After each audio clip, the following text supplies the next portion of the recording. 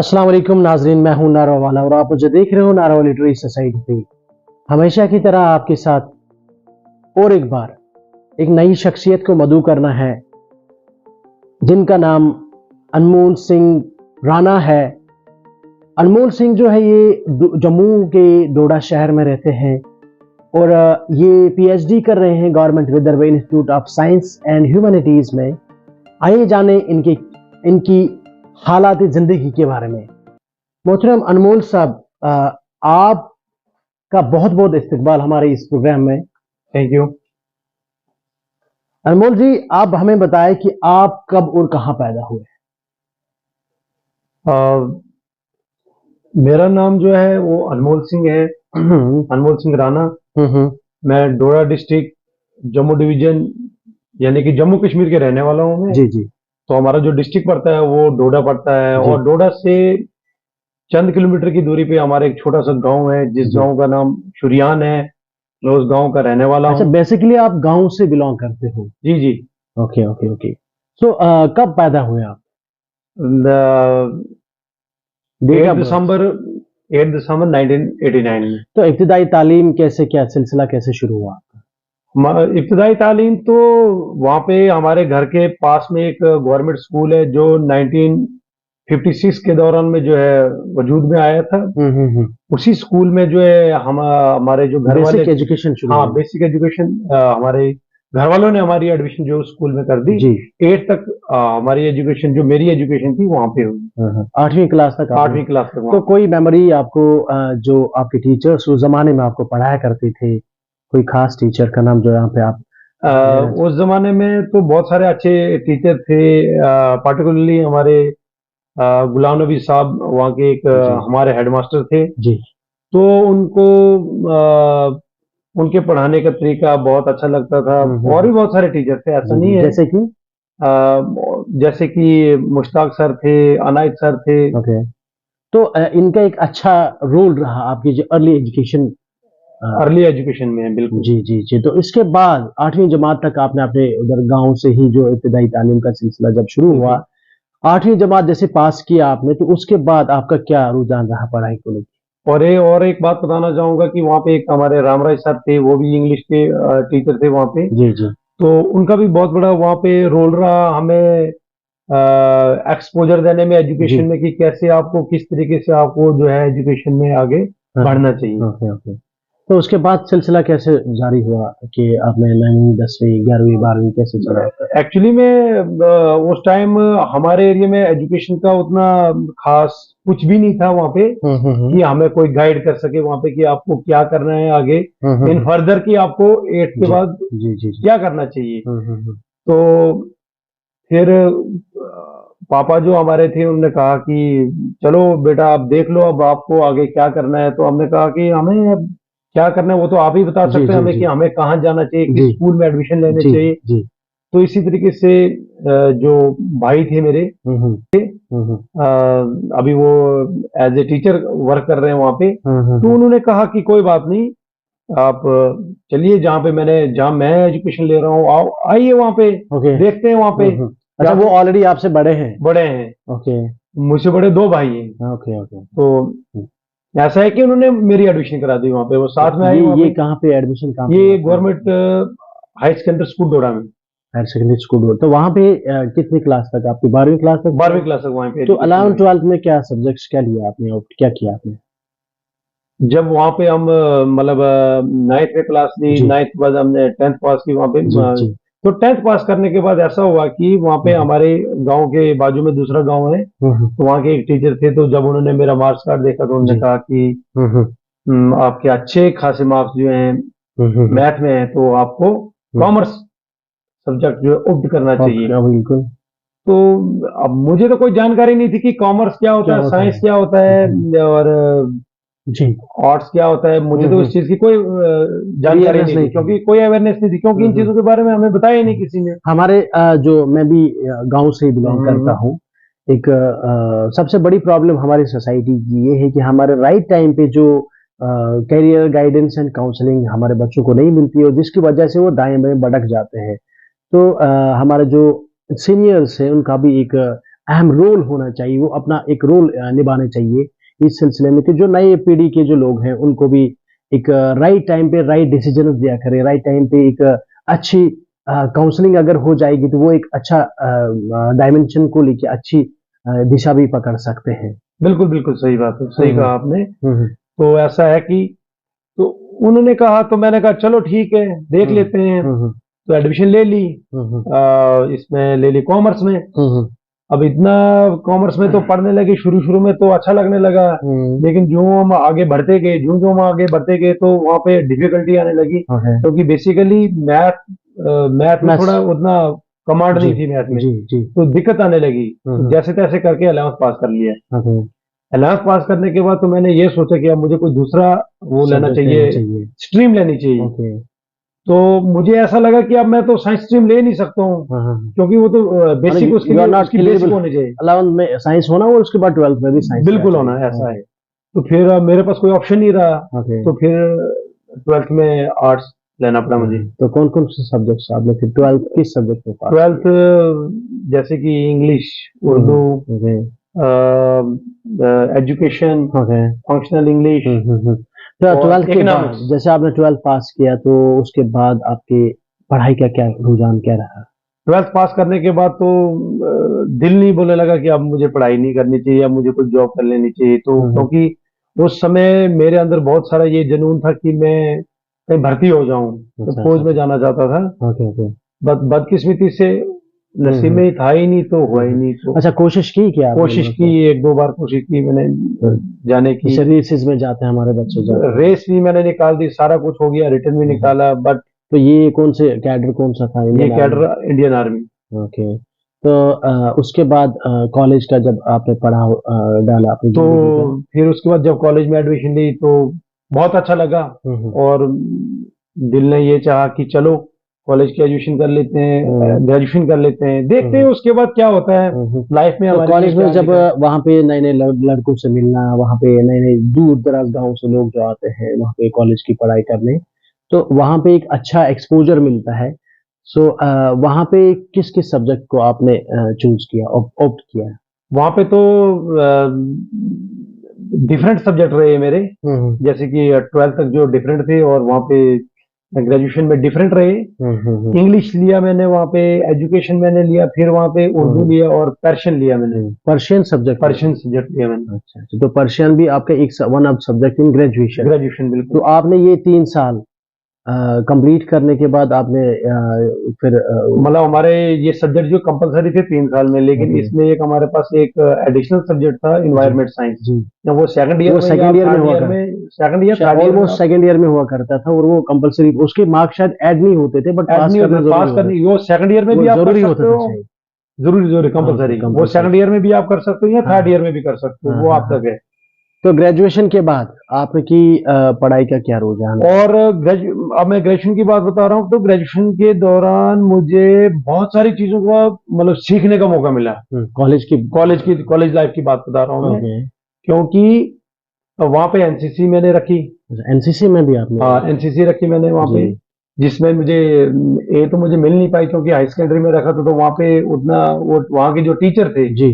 वो खाली उनके जो फेवरेट स्टूडेंट होते थे वो खाली उनको एक्सपोजर देते थे। बाकी ओके। वाले जैसे हम गांव गांव के लोग थे, तो गाँव देहात के लोगों को गांव ज़्यादा देहात के बच्चों को तो हमें ज़्यादा उतना एक्सपोजर देते भी नहीं थे वो। हुँ। अब वो किस निगाह से देखते थे क्या थे, तो वो तो उन तक था। ओके।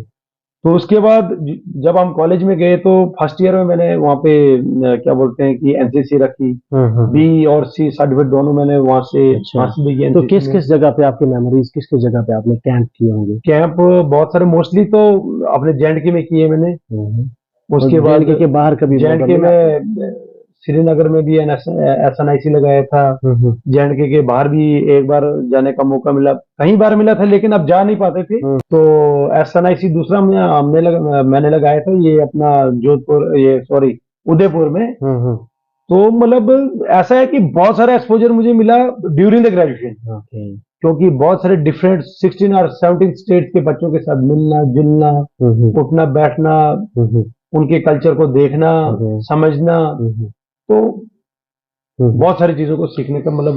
अच्छा बातों-बातों में आपने एक अपने पापा के बारे में बात की और अपने भाई के बारे में बात अपनी फैमिली के बारे में थोड़ा-सा हमें बताएं कि आप किस फैमिली से बिलोंग करते हो और आपके पापा का क्या नाम है या बाकी कितने जन आपकी फैमिली में रहते फैमिली हमारा जो है राणा फैमिली है, हैं? ओके। और एक मोहल्ला है पार्टिकुलरली जिस गांव में मैं रहता हूँ, तो वो राणा मोहल्ला के नाम से जाना जाता है। ओके। तो हमारे जो बुजुर्ग लोग थे वो कहते थे कि माइग्रेट हुए थे वो कहीं राजस्थान से। ओके। हम अच्छा, ये राणा कास्ट के लोग राणा जो कास्ट है के लोग जो थे, they are migrated from Rajasthan Maharashtra. Rajasthan okay. Jodhpur. Okay. तो अब अभी हमने बुजुर्गों से सुना कि मतलब वो माइग्रेट वहां से हुए थे। हम ओके। देखा तो हमने कुछ भी नहीं, और ओके। ऐसा कुछ भी नहीं है। ओके। तो पापा जो थे पुलिस में सर्विस करते थे। अच्छा। 30-38 साल तक उन्होंने जो है अपनी सर्विस जो है जेके पुलिस में दी। ओके। और बहुत बड़ा पापा का योगदान रहा है इसमें कि आज मैं रिसर्च कर रहा हूँ, मैं पीएचडी कर रहा हूँ यहाँ इट्स ओनली तक। Because of his dedication. तो डेडिकेशन। जितना भी जो पैसा लगता है एजुकेशन के लिए, हाई बिल्कुल खासकर हायर एजुकेशन की बात की बिल्कुल जाए तो बिल्कुल इसके लिए कोई कम पैसे में ये काम नहीं हो नहीं पाते। होगा था, बिल्कुल। हाँ हाँ। तो पापा का तो योगदान काफी रहा, फैमिली का सपोर्ट रहा है आपको। फैमिली का सपोर्ट रहा, मम्मी का सपोर्ट रहा, भैया का सपोर्ट रहा। यानी कि जो मेरे फैमिली वाले थे उनका बहुत सपोर्ट रहा। और टिल डेट अभी तक जो है, हालांकि पापा की डेथ हो गई है। अच्छा, ये कब की बात है पापा की ये death का? 2018 में उनकी डेथ हुई थी। सडन हार्ट अटैक आया और जिसके ओके। कारण जो है उनकी डेथ हो गई। ओके। और फिर भी अपने आप को संभालना है, क्योंकि जी उस जी। समय में बीएड कर रहा था। हाँ हाँ। और अपने आप को संभालना बहुत मुश्किल हो जाता है, क्योंकि कहते हैं, अब हमने भी बुजुर्गों से सुना है कि जी। जब किसी के घर में यानी कि पापा की अगर कोई डेथ हो जाती है तो वो जी। इंसान जो है 10 साल पीछे चले जाता है। ऐसा है। तो कोई मेमोरी ऐसी अपने पापा के बारे में थोड़ा सा आपने जब वो आया करते थे ड्यूटी से और कहाँ कहाँ पे उन्होंने ड्यूटी दी होगी अक्रॉस वैली, पूरे तो अपने ऐसा कुछ कोई मेमोरी? जे में उन्होंने मतलब ड्यूटी दी हुई है, ऐसा है। तो जब वो घर आते थे हमारे लिए बहुत सारी चीजें जो है खाने के लिए लाते थे, और हम भी वेट करते थे उनका कि वो कब आए। पापा विल बी होम। हाँ, पापा कब आएंगे तो हम कुछ, हमें स्वीट्स वगैरह कुछ मिल जाए, ओके। कुछ नई चीजें तो खाने को ऑब्वियस मिले। बात है कि डिपार्टमेंट ऑफ पुलिस में थे तो बहुत टाइम के बाद उनको छुट्टियां मिला करती छुट्टी हैं। मिला करती थी वो तो, हाँ। वैसे तो उनको छुट्टियां मिला ही नहीं करती थी। अच्छा अच्छा। लेकिन कभी कभार फिर हाँ हाँ हाँ। छुट्टी मिल जाती थी, तो हम ओके। जितने भी फैमिली के मेंबर्स होते थे हम हाँ वेटिंग में रहते थे कि ऐसा है कि हाँ हाँ। पापा आएंगे तो कुछ हाँ, खाएंगे। हाँ। तो आपने भाई की बात की तो कितने ब्रदर्स है आपके? भाई 2 भाई हैं, एक बहन है। तो अभी दोनों के दोनों जॉब कर रहे हैं। Okay okay. तो जो अभी टीचर का जॉब कर रहे हैं तो इनका भी बहुत बड़ा मतलब एक्सपोजर है। एक एक अहम रोल रहा होगा एक आपकी अहम रोल जिंदगी रहा में। है मेरी जिंदगी में कि चलो ठीक है, financial support, moral financially support. Support भी रही बिल्कुल। तो है। मतलब एक अच्छा रोल रहा है आपकी फैमिली को आपको बनाने में। बराबर। तो हम बात करते हैं थोड़ा आपके जो आपने पोस्ट ग्रेजुएशन इंग्लिश लिटरेचर में की तो उसके बाद आपकी तालीमी जो सफर कहाँ तक चला? पोस्ट ग्रेजुएशन इंग्लिश में करने के बाद ये रहा कि मैंने चाहा कि अब मुझे कुछ रिसर्च फील्ड में जाना चाहिए। रिसर्च फील्ड में जाना चाहिए, देखना चाहिए क्या है। तो फिर मैंने सोचा कि चलो देखते हैं अब क्या करना चाहिए हमें। तो इसी तरीके से मेरी एडमिशन जो है government Vidarbha institute of science and humanities में हुई एमफिल में। तो एडमिशन लेने के बाद अपना जो गाइड था, गाइड से मिलने के बाद गाइड का भी बहुत बड़ा सपोर्ट रहा, चाहे वो फाइनेंशियली, चाहे वो मॉरल सपोर्ट है या मॉरल बाकी सपोर्ट, जितने भी सब कुछ काम जो है धाम हमारे थे। गाइड का बहुत बड़ा रोल रहा उसमें। तो एमफिल भी, एमफिल की डिग्री भी हमने कंप्लीट कर दी, मैंने कंप्लीट कर दी जी। उसके बाद अब नेक्स्ट मैंने सोचना चाहा कि चलो, गाइड ने भी थोड़ा मुझे मॉरल सपोर्ट किया और कहा बेटा अब आपको किस तरीके से अपनी लाइफ में आगे बढ़ना चाहिए आज के मॉडर्न टाइम में। जी। तो एमफिल के बाद ही मुझे इन चीजों का पता चला कि क्या है आगे क्या है। तो किस गाइड की सुपरविजन में आप रिसर्च कर रहे हैं? डॉक्टर अनुपमा डी देसराज, जो बेसिकली महाराष्ट्र नागपुर के रहने वाले हैं, उनके अंडर जो है मतलब रिसर्च गाइड है मेरे वो जी। उनके अंडर तो एमफिल भी किया और उन्हीं के अंडर में अभी पीएचडी भी पीएचडी भी कर रहा हूँ। तो अभी आपके रिसर्च की तरफ चलते हैं कि आपके रिसर्च टॉपिक जो है, ऑब्वियस बात है कि आपका रिसर्च एरिया क्या चूज किया आपने, फिर जैसे आपने सिनॉप्सिस सबमिट की होगी आपके पीएचडी के लिए, तो क्यों कौन सा टॉपिक आपने चुना जिस पे आपने रिसर्च करना चाहा? फेमिनिज्म। ओके, तो फेमिनिज्म के बारे में थोड़ा सा हमारे नाजरीन जो अभी देख रहे होंगे उनको भी थोड़ा सा पता चले कि आप किस फील्ड में आपका रिसर्च चल रहा है। ये फेमिनिज्म जो मैंने टॉपिक चूज किया, हम्म, एमफिल में एक्चुअली मेरा यही टॉपिक रहा था, और हम्म, सेम टॉपिक मैंने जो है पीएचडी में भी रखा। ओके। और फेमिनिज्म के जो राइटर जो हैं जिनको मैंने चूज किया था वो अनिता देसाई हैं। अच्छा, अनिता देसाई एक सिलेक्टेड ऑथर आपने चूज की होगी। सिलेक्टेड ऑथर, हाँ। ओके, तो इसकी जो कंप्लीट वर्क्स है या कुछ सिलेक्टेड वर्क्स आपने चूज की? सिलेक्टेड वर्क्स, जैसे कि? जैसे कि cry the peacock, okay. Fire on the mountain, hmm, clear light of day, hmm, where we shall be go this summer, hmm, fasting feasting. Hmm, actually में जो ये writer हैं इन्होंने बहुत सारे नॉवेल्स लिखे हैं। ओके। 11 11 ऑलमोस्टली 11 नॉवेल्स जो इन्होंने लिखे हैं, जिसमें पार्टिकुलरली मैंने 5 नॉवेल्स जो इनके जो है चूज किए और इनके ऊपर मैं काम कर रहा हूँ। अब आपका ये पहले मैं आपको बताना चाहूंगा कि आपने जी। कहा कि फेमिनिज्म क्या होता है, तो मैं थोड़ा आपको इस चीज के बारे में बताना चाहूंगा। 1870 में जो है इसका ओरिजिन हुआ फेमिनिज्म का। अ, और ये मोस्टली जो है वेस्टर्न में शुरू हुआ, क्योंकि हमारे इंडिया में इसका कोई कंसेप्ट नहीं था कि क्या ओके, है ये एक्चुअल में। ओके, तो फेमिनिज्म मीन्स की equality okay. Equality in between in between both mails and females. Mails and females, okay, man and women okay. के बीच में मतलब इक्वालिटी होनी चाहिए। क्योंकि वहां पे ऐसा था कि जब इसकी फेमिनिज्म की वेव्स, फोर वेव्स है इसकी, first second third and fourth. Fourth wave. First waves में जो है जो वुमेन्स वेस्टर्न कंट्रीज की जो थी, क्योंकि अगर शेक्सपियर के जमाने की हम बात करें तो उस समय जो ड्रामे वगैरह किए जाते थे स्टेज पे, ओके, वुमेन्स का रोल भी मेल प्ले करते थे, ओके। वुमेन को स्टेज पे नहीं आने दिया जाता था। फर्स्ट वे में जो है वुमेन ने अपना राइट जो रखा, लीगल राइट जो रखा अपना, vote for rights, okay, okay, okay. तो वोटिंग राइट के लिए उन्होंने फाइट करना शुरू कर फाइट करना दिया, शुरू कर दिया। Because they were not given this right to choose their the representative of their own choice. तो उसके बाद आपने थोड़ा सा हमें बताया कि आपकी जो डिफिकल्टीज हुआ करती है अक्सर बेशतर, आपको कोई परेशानियों का सामना करना पड़ा इस लेवल तक आने के लिए?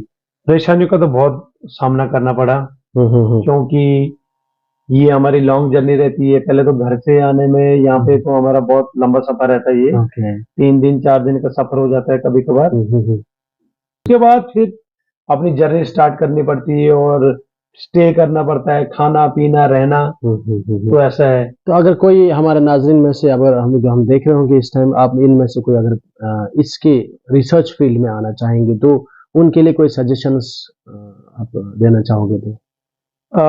नाज़रीन से तो मैं यही कहना चाहूंगा कि अगर कोई भी इस फील्ड में अगर आना चाहेगा तो फर्स्टली उनको जो है इस चीज को लेके उनको स्टडी करनी चाहिए, थोड़ा सा पढ़ना चाहिए, थारोसली स्टडी करनी चाहिए उनको, और सब्जेक्ट के ऊपर पकड़ होनी चाहिए। हाँ, हाँ, हाँ, हाँ। तो तब जाके जो है अपनी वो फील्ड में आगे बढ़ सकते हैं। उनको 24 आवर्स अपनी किताबों की ओर जो है ध्यान रखना चाहिए, रीडिंग करनी चाहिए, राइटिंग करनी चाहिए, आर्टिकल्स पब्लिश करने चाहिए, अलग अलग राइटर्स के साथ उनको मिलना चाहिए, नई नई चीजें सीखने का उनके अंदर वो क्या बोलते हैं इंटरेस्ट होना चाहिए। तो उस तरीके से जो है अपनी वो पीएचडी में एडमिशन ले सकते हैं और पीएचडी कर सकते हैं। सो कोई मैसेज देना चाहते हो कि अपने यूथ को, जो अभी नौजवान तबके के लोग जो बाकी खराफात में अभी इन्वॉल्व है, ड्रग्स में या कोई दूसरी खराफात जिसकी वजह से उनके माँ बाप का भी उनको ना उनका सर झुक जाता है दूसरों के सामने, तो उनके लिए कोई खास मैसेज अगर आप के जरिए कोई मैसेज देना चाहते होंगे? मैसेज यूथ के लिए तो यही है कि यूथ को ये सोचना चाहिए, क्योंकि जो बच्चा होता है उसकी फर्स्ट एजुकेशन जो उसके घर से मिलती है। पेरेंट्स को ये अवेयरनेस होनी चाहिए कि आज के टाइम में क्या माहौल चल रहा है हमारी सोसाइटी के अंदर और किस तरीके से हमें अपने बच्चों को जो है ड्रग्स या बहुत सारी चीजें ऐसी हैं, जैसे कि आज के टाइम में बहुत सारी ऐसी चीजें हो रही है कि जो नाकाबिले बर्दाश्त है हमारी सोसाइटी के अंदर। तो बेसिक एजुकेशन जो है पेरेंट्स को चाहिए कि वो अच्छी तरीके से अपने बच्चों को बेसिक एजुकेशन दें और अच्छे स्कूल में जो है उनकी एडमिशन कराएं जहाँ पे उनको एक अच्छी एजुकेशन मिल सके। और ये है कि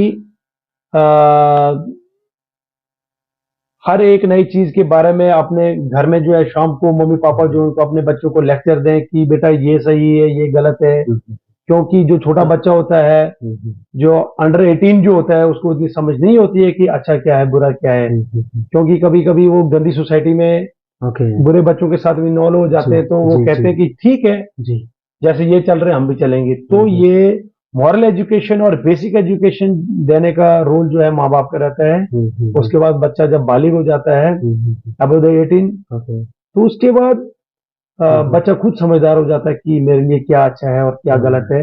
और मैं यूथ से तो यही एडवाइस यूथ को यही एडवाइस देना चाहूंगा कि उनको एजुकेशन की ओर जो है अपना रुझान रखना चाहिए। बुरी सोसाइटी में बुरे लोगों से अपना राब्ता नहीं रखना चाहिए और अच्छी अच्छी और नई नई चीजें जो है आज एक्सप्लोर करनी चाहिए, क्योंकि आज का मॉडर्न टाइम है। आज घर बैठे गूगल पे आप कोई भी चीज जो है इजीली जो है देख सकते हैं और अपनी लाइफ को एक अच्छे और बेहतरीन मुकाम तक जो है पहुंचा सकते हैं। बहुत बहुत शुक्रिया आपका, आपने हमारे इस प्रोग्राम में शिरकत की।